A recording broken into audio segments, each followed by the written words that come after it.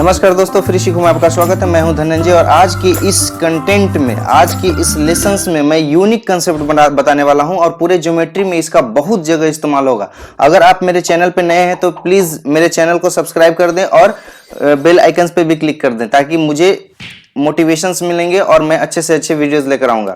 आज का जो मेरा ये लेसन होगा वो यूनिक कंसेप्ट ऑन ज्योमेट्री। बहुत सारे मैं ऐसे कंसेप्ट बताने वाला हूं ज्योमेट्री में जो हर जगह आप उसका इस्तेमाल करके क्वेश्चंस को विद इन 15 सेकंड में आप सॉल्व कर सकते हैं। तो चलिए हम अपने सेशंस को शुरू करते हैं। मास पॉइंट ज्योमेट्री ये बहुत ही इंपॉर्टेंट टॉपिक है और ये एकदम अच्छे से पढ़िएगा, अच्छे से समझिएगा।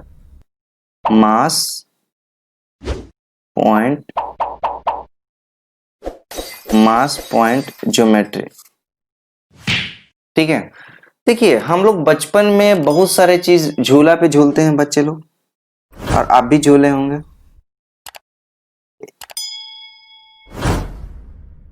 अगर इधर हम लोग 50 केजी के लड़का को बैठा देते हैं, इधर हम लोग 50 केजी के बॉयज को बैठा देते थे, तो ये पूरा का पूरा क्या रहता था? बैलेंस रहता था। क्या रहता था? अगर ये मिड सेंटर है तो मिड सेंटर करने का मतलब, और झूला में जाहिर सी बात है जितना इतना दूरी रहता है वही दूरी ये भी रहता है ना, तो दोनों 50-50 केजी का अगर हम बैठा देंगे तो वो बैलेंस हो जाएगा, ठीक है। आप तराजू तो देखे होंगे, यहाँ पे एक धागा लटका हुआ रहता है, डंडी जिसे पकड़ते हैं लोग, किसान लोग। ये भी देखे होंगे, इधर वेट रखने के लिए बनाया हुआ रहता है।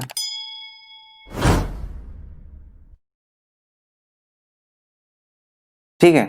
अब हमारा यहाँ पे अगर 2 केजी रखेंगे तो इधर भी 2 केजी रखेंगे, तभी तो ये बैलेंस रहेगा। मतलब ये डंडी पूरा का पूरा क्या रहेगा? स्ट्रेट रहेगा।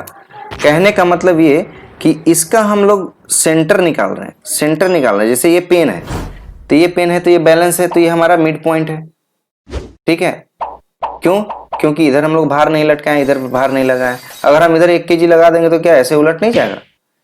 तो मेरा सिर्फ कहने का मतलब ये है अभी आपको कि हम अभी बैलेंस बता रहे हैं कि किस तरह से बैलेंस रहता है कोई भी चीज। अब हम यहाँ पे ये बताने की कोशिश कर रहे हैं कि अगर ये हमारे पास एक रॉड है और यूनिफॉर्म रॉड है, यूनिफॉर्म करने का मतलब कैसा? एकदम एक जैसा, किधर भी पचका हुआ नहीं, किधर भी थिकनेस नहीं, एकदम बराबर। अगर इधर हमारा डायमीटर जितना है उतना ही डायमीटर हर जगह है, ठीक है। अगर ये यूनिफॉर्म है तो इसका जो मिड पॉइंट होगा ना, मिड पॉइंट, वो ही बैलेंस वाले डोरी होंगे। वो अगर वहां पे अगर हम रस्सी बांध दे और उसको टांग दे तो ये एकदम स्ट्रेट में खड़ा हो जाएगा रॉड, ठीक है। तो ये मिड पॉइंट क्यों? क्योंकि अगर इधर से लेंथ 3 मीटर तो इधर से भी लेंथ 3 मीटर, अगर इधर से लेंथ 3 सेंटीमीटर तो उधर से भी लेंथ 3 सेंटीमीटर। और इधर अगर हमारा वेट अगर मान लो कि 20 ग्राम होता है तो इधर भी हमारा वेट कितना हो जाएगा? 20 ग्राम होगा।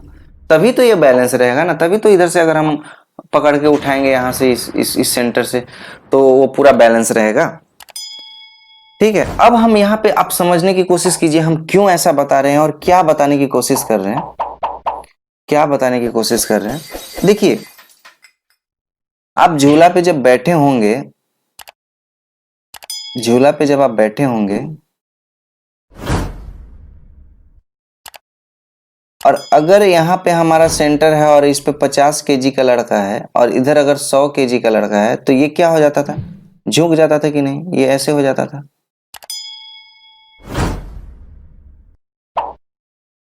ये नीचे की तरफ आ जाता था और ये ऊपर की तरफ उठ जाता था। क्यों? क्योंकि इसका भार ज्यादा हो गया। लेकिन अगर ये हम पॉइंट जो सेंटर है जहां पे एक्सिस है, इस एक्सिस को अगर हम शिफ्ट करना चालू करें, शिफ्ट करना चालू करें, अगर यहाँ पे 3 मीटर पे था और इधर भी 3 मीटर पे था, अगर हम कुछ ऐसा कर दें कि अगर ये 50 केजी है, 6 मीटर है ना, टोटल 6 मीटर है, तो कुछ हम ऐसा कर दें कि यहाँ पे 100 केजी का है और ये जो था ना वो एक्सिस इधर हम घसका दे रहे हैं, इधर घसका दे रहे हैं, इधर डाल दे रहे हैं थोड़ा नजदीक में। अब ये बैलेंस हो जाएगा। क्यों बैलेंस होगा? कि क्योंकि अगर ये 1 मीटर का है तो इधर 2 मीटर होगा। मतलब कि ये कि अगर ये 3 मीटर है तो ये किधर कितना हो जाएंगे, 6 मीटर का होंगे। ठीक है, 3 मीटर का है तो 6 मीटर का होंगे, और 2 मीटर का रहेंगे तो 4 मीटर का रहेंगे। अगर ये 2 मीटर का है तो ये 4 मीटर का होंगे। ऐसा क्यों हम लोग कह रहे हैं? देखिए 2 मीटर का है तो 4 मीटर क्यों? क्योंकि ये 6 मीटर का था, तो 6 मीटर का था तो ये कंसेप्ट यहाँ पे हमारा क्या इस तरह से ही आएगा। हम अभी समझाने की कोशिश कर रहे हैं, क्वेश्चंस को हम और भी इजी बनाने की कोशिश करेंगे। क्यों? क्योंकि देखिए होता क्या है कि हम ये दोनों लेंथ को मल्टीप्लाई करते हैं। अगर ये 50 केजी का है तो 50 केजी के साथ इसको हम लोग मल्टीप्लाई करेंगे तो कितना आ जाएगा, 200। इसको हम लोग मल्टीप्लाई करेंगे तो कितना आ जाएगा, 200 आएगा कि नहीं? तो ये जो दोनों तरफ का जो डाटा है ना वो इक्वल होना चाहिए। अगर हम इसको मल्टीप्लाई करते हैं 50 इंटू 2 तो कितना आ जाएगा, 100। अगर हम 100 इंटू 1 मल्टीप्लाई करेंगे तो कितना आ जाएगा, 100। क्या ये बैलेंस है ना? इधर 200 है तो इधर 200 है, इधर 100 है तो इधर 100 है। अगर ये 50 को अगर 6 से मल्टीप्लाई करेंगे तो कितना आ जाएगा, 300। और अगर 100 को 3 से मल्टीप्लाई करेंगे तो कितना आ जाएगा, 300। क्या ये बैलेंस है? बिल्कुल बैलेंस है। इसका मतलब जब हम इस एक्सिस को रखेंगे वहां पे तो ये दोनों के दोनों झूला जो है ना वो क्या रहेंगे, एकदम बीचों बीच रहेंगे, इस तरह से रहेंगे। ठीक है, अब हम यहाँ पे बताने की कोशिश कर रहे हैं क्या कि इसका मतलब क्या होता है। तो इसका मतलब यही ना होता है कि अगर ये रॉड है एल लेंथ का, अगर ये रॉड है एल लेंथ का और इधर है एम, हम कुछ भार लगा दिए हैं M1 और M2, और इसको हम लोग डोरी डाल देते हैं और इसको हम बोल देते हैं कि ये भी L1 है और ये भी L2 है। ठीक है, तो हमने क्या बताया था कि M1 और L1 जो होगा वो L2 और M2 के इक्वल होगा, तभी ये बैलेंस होगा। ये कंडीशंस मैंने बताया ना अभी ऊपर में एक्सप्लेनेशन देकर, तभी ये बैलेंस होगा।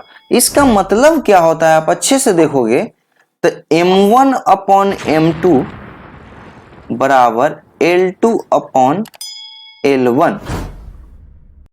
ठीक है, ये कंडीशंस को फॉलो करेगा या फिर ये कंडीशंस को फॉलो करेगा तभी वो बैलेंस रहेगा, वरना नहीं रहेगा। थोड़ा सा अभी नहीं समझ में आ रहा है तो कोई बात नहीं, लेकिन थोड़ा सा मैं ओवरव्यू देना चाह रहा हूं। अभी मैं पूरा अच्छे से समझाऊंगा। ठीक है, अब हम यही कहना चाह रहे हैं कि अगर ये रॉड है और यहां पे हम भार लगा देते हैं 2 यूनिट, अभी हम नहीं लिखते हैं, और यहाँ पे भार लगा देते हैं तो 3, तो यहाँ पे अगर 3 रहेंगे तो यहाँ पे कितना रहेंगे, 2 रहेंगे, तभी तो ये दोनों मिलकर 6 होंगे और इधर भी दोनों मिलकर 6 होंगे। अब समझ रहे हैं क्या? अगर हम यहाँ पे भार लगा देते हैं 3 और यहाँ पे भार लगा देते हैं, अगर हम इसको 3 लेंथ बोलते हैं, इसको 4 लेंथ बोलते हैं, तो यहाँ पे भार कितना होगा आप बताइए, यहाँ पे भार कितना होगा आप बताइए। तो क्या करना है, इधर वाला को इधर लिख देना है 3 लिख देना है, और इधर वाला को इधर लिख देना है 4 लिख देना है। अब देखिए 4 तिहाई 12 और 4 तिहाई 12 बैलेंस हो गया कि नहीं हो गया?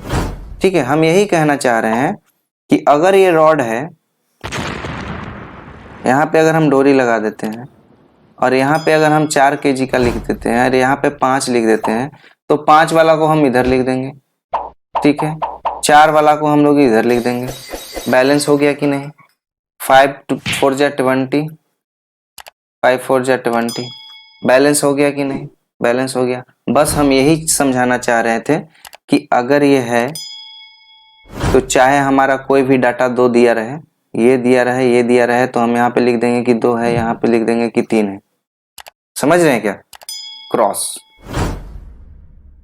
अब चलिए इतना अगर आपको समझ में आ गया है तो अब आपको मास पॉइंट ज्योमेट्री कुछ नहीं है, कुछ भी नहीं है। ठीक है, अब हम बात करते हैं ट्रायंगल्स की। मास पॉइंट ज्योमेट्री में ट्रायंगल्स में कैसे यूज करते हैं। ठीक है, अगर ये ट्रायंगल है, देखिए, और कोई भी फिगर रहेगा ट्रायंगल्स का, कोई भी फिगर, तो वहां पे हमको 2 रेशियोज दिया रहेगा, तो तीसरा रेशियोज निकालेंगे। ठीक है, अभी तो हम लोग इसमें क्या पढ़ रहे थे कि कोई एक चीज दिया हुआ था, अगर ये एक रेशियो दिया हुआ था तो ये वाले हम लोग निकाल रहे थे। ठीक है, ये बहुत जरूरी है, ये बहुत जरूरी है। अभी तक हमने क्या बताया था कि अगर हमारा ये दिया हुआ है तो हम लोग ये निकाल लेंगे, या फिर अगर m दिया हुआ है, m1 m2 दिया है तो l1 l2 का रेशियोज निकालेंगे, निकालेंगे कि नहीं। अगर हमारा 3 डाटा दिया हुआ है तो चौथा डाटा का वैल्यू निकल जाएगा, निकलेगा कि नहीं। मतलब 2 दिया हुआ है तो रेशियोज निकलेगा, 3 दिया हुआ है तो वैल्यूज निकल जाएगा।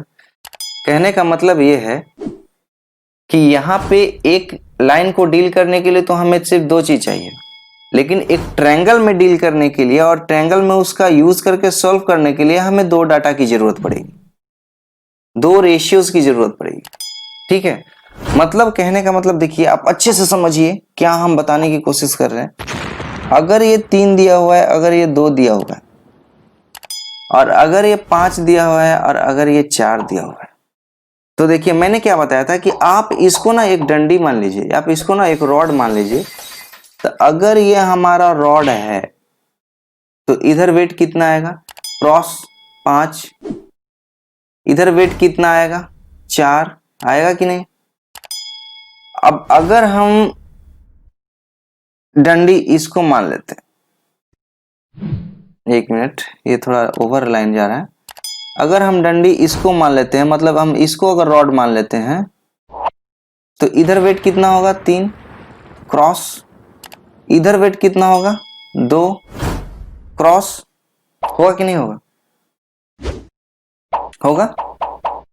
अब देखिए, अगर हम सेंटर कुछ देर के लिए हम इस पॉइंट को मान ले, इस पॉइंट को मान ले, तो इधर 2 इधर 3, तो यहां पे कितना होना चाहिए था, 5 होना चाहिए था, होना चाहिए था कि नहीं, और होगा कि नहीं, होगा।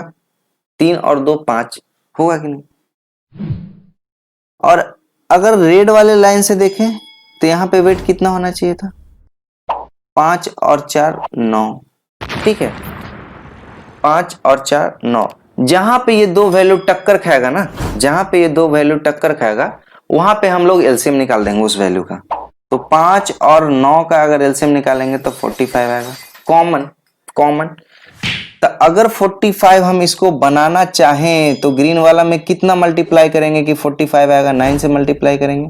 तो इसमें भी 9 से मल्टीप्लाई करेंगे और इसमें भी 9 से मल्टीप्लाई करेंगे। इसका मतलब इसका वैल्यू हमारा निकल के आ गया कितना, 18। इसका वैल्यू हमारा निकल के कितना आ गया, 27, आए कि नहीं। अब हम 5 वाला में तो 9 से मल्टीप्लाई कर दिए, तो 9 वाला में भी तो मल्टीप्लाई करेंगे ना, 9 वाला में भी तो मल्टीप्लाई करेंगे ना, क्योंकि हमको इक्वल करना है। तो इसमें हम 5 से मल्टीप्लाई कर दिए, तो इसमें भी 5 से मल्टीप्लाई कर दिए, तो कितना आ गया, 25। और इसमें 5 से मल्टीप्लाई कर दिए तो 20। ठीक है, अब हम यही कहना चाह रहे हैं कि जब ये 18 है, ये 20 है, तो ये कितना हो जाएगा, 2। जब ये 25 है और ये 27 है, तो ये कितना हो जाएगा, 2, जो कि आ गया है। अगर अब हमसे पूछा जाए, अगर अब हमसे पूछा जाए, ये हमारा वर्टेक्स किस टाइम का निकला है, ठीक है। अगर अब हमसे पूछा जाए कि ये लेंथ कितना होगा, अगर हमसे पूछा जाए कि ये लेंथ कितना होगा और ये लेंथ कितना होगा, या फिर इसका रेशियोज क्या होगा, तो देखिए यहीं से हम लोग निकाल देंगे। कैसे निकालेंगे, ये 18 है ना, तो ये कितना हो जाएगा, 18 हो जाएगा। ये 2 है ना, तो ये कितना हो जाएगा, 2 हो जाएगा, क्रॉस मैंने पहले बताया था। अब यही हो गया। अगर हम रेशियोज बोले, अगर हम इसको बोल देते डी हो जाता, अगर ये, तो AD अपॉन DB की अगर पूछा जाता क्वेश्चंस में, तो 18 अपॉन 2 आता, जो कि 9:1 रेशियोज की इक्वल आ रहा है। तो क्वेश्चंस में इसी तरह से पूछे जाएंगे, और इसका यूज बहुत होंगे, बहुत जगह इसका यूज होंगे। जहां पे 2 वैल्यू आपस में मैच करता है, हम लोग वहां पे उसका एलसीएम ले लेंगे, कहीं पे भी। ठीक है, मैंने क्या बताया था कि एक तराजू होने के लिए 3 जगह होना चाहिए। एक यहाँ पे, यहीं पे तो टोटल भार होता है ना। अगर ये 5 kg का है, ये 5 kg का है, तो ये 10 kg का होता है। और हम लोग बोलते हैं कि ये 5, फिर तो ये भी 5, ये 5 तो फिर ये भी 5। हम लोग क्या बोलते हैं, यही बोल रहे हैं ना कि कोई भी अगर तराजू है, अगर हम बैलेंस करते हैं, अगर ये 5 kg का है और अगर ये 3 kg का है, तो ये 3 यूनिट, तो ये 5 यूनिट। और टोटल वेट यहाँ पे कितना आ जाएगा, 8 kg आएगा कि नहीं, और 5 और 3 8 हो भी रहा है, हो रहा है कि नहीं।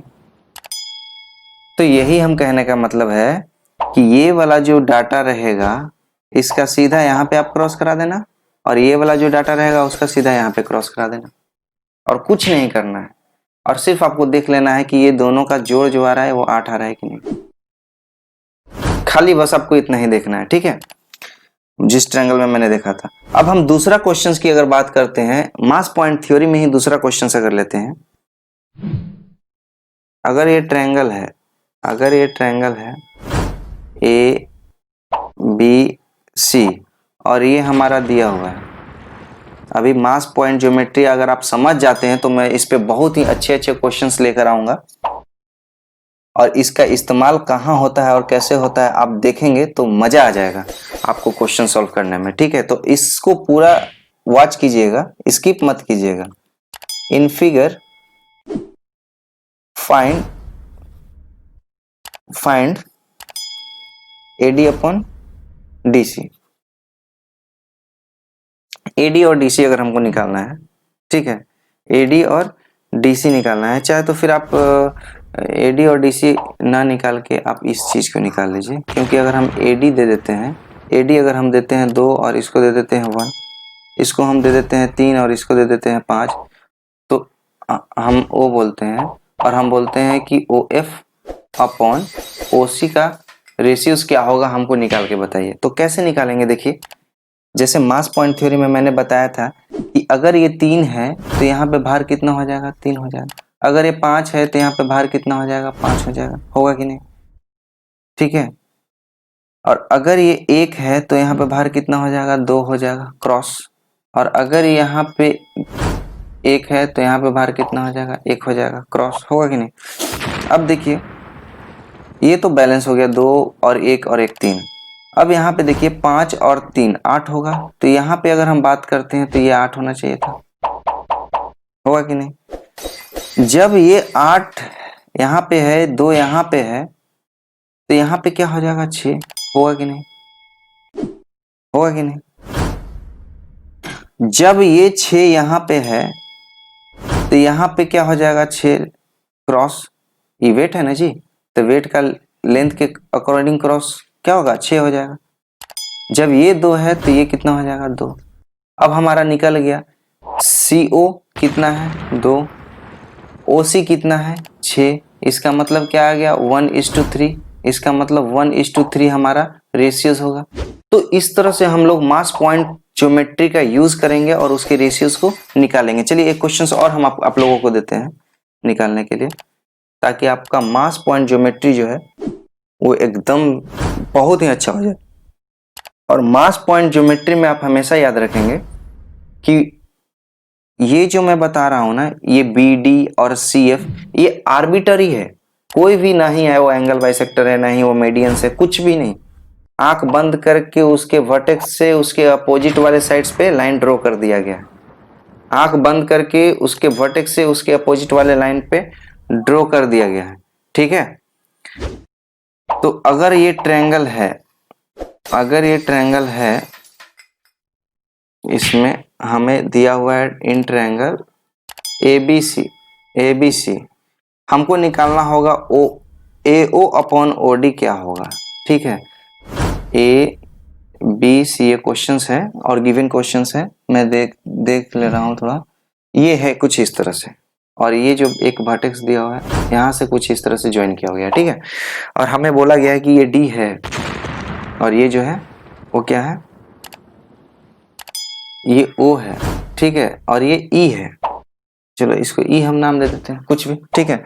और बोल दिया गया है कि ये 2 है और ये है 3 है, ठीक है, और ये 1 और ये 4 है। तो अब हम इसको निकालना है कि कैसे हम AO अपॉन OD हम लोग कैसे फाइंड आउट करेंगे। देखिए हमने क्या बताया था कि ये जब डंडी इधर है तो इधर वेट कितना हो जाएगा, 4, इसका क्रॉस, इधर वेट कितना हो जाएगा इसके अनुसार, तो 1। अब हम इधर वेट कितना हो जाएगा इसके अनुसार, तो 2, इधर वेट कितना हो जाएगा, तो 3, होगा कि नहीं होगा। अब देखिए एक वर्टेक्स पे दो चीज आ रहा है, दो डाटा आ रहा है, इसका मतलब हम लोग 1 और 2 का एलसीएम लेंगे तो कितना आ जाएगा, 2 आ जाएगा। जब 2 आ जाएगा तो इसको हम लोग 2 बनाएंगे, तो 2 बनाने के लिए यहाँ से 2 से मल्टीप्लाई कर देंगे तो 2 हो जाएगा, यहाँ पे 2 हो जाएगा। इसको जब 2 से मल्टीप्लाई कर रहे हैं तो इसको भी तो 2 से मल्टीप्लाई करेंगे तो ये कितना हो जाएगा, 8 हो जाएगा, होगा। जब ये 8 है तो ये भी तो 8 होना चाहिए था, तो इसको भी 2 से मल्टीप्लाई कर देंगे तो ये भी 8 हो जाएगा। और जब ये 2 है तो ये भी तो 2 होना चाहिए था, तो इसको भी 2 से मल्टीप्लाई करेंगे तो ये 2 हो जाएगा। कहने का मतलब ये कि हमें पूरा का पूरा टर्म को बैलेंस करते जाना है। जहां पे अब देखिए अगर हम इधर की बात करें तो ये तो 2 ऑलरेडी है, ये भी 2 है, ये वेट तो 2 है, यहाँ पे भी हमारा वेट टोटल 2 ही आया, तो ये भी 2 है, तो ये 2 है तो इसलिए यहाँ पे भी 2 है, ये 3 है तो इसलिए भी यहाँ पे भी 3 है, उधर तो ऑलरेडी बैलेंस है तो बैलेंस करने की हमको जरूरत नहीं है। अब देखिए अगर ये हमारा इतना निकल गया तो अगर हम इस पॉइंट पे बात करें तो इस पॉइंट पे वेट कितना आएगा, 5 आएगा, आएगा कि नहीं। इस पॉइंट पे अगर हम वेट की बात करते हैं तो 5 आ रहा है, इस पॉइंट पे वेट की बात कर रहे हैं 4 आ रहा है, तो जाहिर सी बात है कि इस पॉइंट पे वेट हमारा 8 आया है, तो इस पॉइंट पे हमारा वेट कितना आना चाहिए था, 13 आना चाहिए था। जब इस पे 8 है, आना चाहिए था तो आना, कोई दिक्कत नहीं है, 13 से लिखने से कोई मतलब नहीं है हमको। जब ये 8 है इधर तो इसका मतलब ये जो वैल्यू होगा वो कितना हो जाएगा, 8 होगा। ये 5 है इधर, इसका मतलब क्या है, ये जो वैल्यू होगा वो कितना हो जाएगा, 5 हो जाएगा। तो निकल गया कि नहीं, यही तो हमको निकालना था ना जी। क्या निकालना था, एओ कितना है, अच्छा ये बीओ और ओई निकल गया हमारा, कोई बात नहीं, बीओ और ओई, तो बीओ और ओई निकल गया हमारा, क्या बीओ और ओई भी पूछ सकता है, बीओ और ओई, तो बीओ हमारा कितना निकल गया, 5, और ओई कितना निकल गया, 8। तो यही तो रेशियोज है ना, यही अगर पूछा जाए तो ये हम लोग इस तरह से बना सकते हैं। अगर हमको ये रेशियोज पूछ रहा है तो हम लोग इसका देखेंगे, यहाँ पे 8 है, यहाँ पे 2 है, तो ये कितना होना चाहिए, 10 होना चाहिए। जब ये 10 है तो ये वाला लेंथ कितना होना चाहिए, 10 होना चाहिए। जब ये 3 है तो ये वाला लेंथ कितना हो जाना चाहिए, 3 होना चाहिए। और देखो ये 10 और 3 को जोड़ रहे हैं तो 13 आ भी रहा है, मतलब ये पूरा का पूरा टर्म क्या है, बैलेंस भी है। इसका मतलब हमारा एओ कितना है, 10 है, तो ओडी कितना है, 3 है। यही तो रेशियोज आ गया। तो इस तरह से हम लोग ज्योमेट्री को सॉल्व कर सकते हैं, किससे, मास पॉइंट ज्योमेट्री मेथड से, ठीक है। और इसका यूज बहुत है, इसका यूज बहुत है, ये तो मैं बस एक एक्सप्लेनेशन दे रहा हूं। अगर ये हमको सभी साइड का रेशियोज बता दे रहा है और साथ साथ हमने क्या बताया था, एरिया डिवाइड रूल जो मैंने बताया था कि बेस के अनुसार किस तरह से एरिया को डिवाइड होता है, तो ये एरिया को भी डिवाइड हम लोग कर सकते हैं ना जब हम हमारे पास सारा रेशियोज गिवन रहेगा तो, ठीक है। तो इसका सभी के सभी जो मैंने आज के कंसेप्ट आपको बताए हैं इस वीडियोस में, उनका सभी के सभी कॉन्सेप्ट पे मैं क्वेश्चंस लेकर आ रहा हूं और उसका डिस्क्रिप्शंस में लिंक दिया हुआ है, तो उस पर क्लिक कीजिए और अपने कॉन्सेप्ट को और भी क्लियर कीजिए। यहाँ पे क्वेश्चन को सॉल्व कर पहले वीडियोस देखिए, वीडियोस देखने के बाद आप सॉल्यूशन मत जाइएगा, सॉल्यूशन मत पहले जाइएगा, पहले आप उसको अपने से सॉल्व कीजिए, उसके बाद मेरा सॉल्यूशंस देखिएगा, ठीक है। पॉज कर दीजिएगा वीडियोस को, उसके बाद सॉल्व कीजिएगा। अगर नहीं सॉल्व होते हैं तब मेरा वीडियोस देखिए, उसके बाद फिर आप खुद से समझिए कि हाँ किस तरह से किए हैं हमने और किस तरह से हमने रेशियोज निकाला है, उसके बाद हम उसके एरिया को डिवाइड किया है, ठीक है। तो thank you for watching my video, so bye bye, take care, love you all.